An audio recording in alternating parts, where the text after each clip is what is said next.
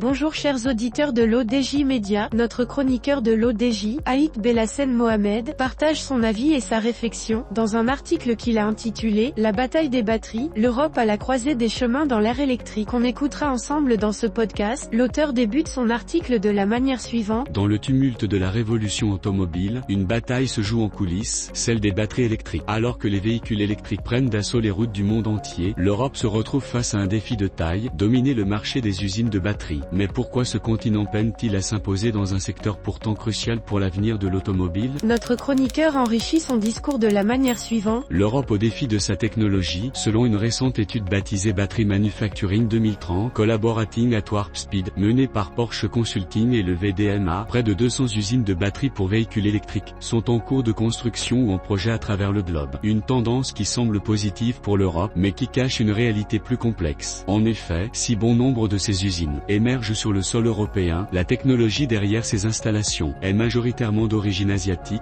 en particulier chinoise. Seuls 8% des équipements et des technologies utilisées dans ces usines sont européens, ce qui constitue un véritable frein au développement technique et industriel du continent dans le domaine des batteries électriques. Les entreprises chinoises, telles que CATL, Panasonic ou encore Gotion, se positionnent en tant que fournisseurs complets, offrant des solutions clés en main séduisantes pour les constructeurs automobiles. Cette dépendance technologique met l'Europe face à un choix crucial, s'unir pour développer des solutions industrielles intégrées, et ainsi rivaliser avec la concurrence asiatique, ou risquer de se voir exclu du marché émergent des batteries électriques. Pour y parvenir, la coopération entre les acteurs européens s'avère indispensable. Il est impératif que les entreprises de construction mécanique du continent unissent leurs forces pour proposer des alternatives compétitives aux solutions asiatiques clés en main. De plus, des partenariats avec des tiers, y compris dans le domaine public, pourraient être envisagés pour accélérer le développement de l'industrie européenne des batteries. Si l'Europe souhaite maintenir sa part de marché actuel, et viser une part de 20% dans la fourniture de technologies pour la fabrication de batteries, une croissance annuelle de 33% serait nécessaire, une perspective ambitieuse mais nécessaire pour préserver la compétitivité du continent dans ce domaine stratégique. L'auteur termine son article en ces termes. Le marché des batteries électriques est en pleine ébullition, et l'Europe doit se réveiller pour ne pas se laisser distancer. Avec un potentiel de marché de 300 milliards d'euros d'ici 2030, les fournisseurs européens ont encore une chance de jouer un rôle majeur dans la révolution électrique de l'automobile, mais le temps presse pour saisir cette opportunité. Rédigé par Aït Belassen Mohamed.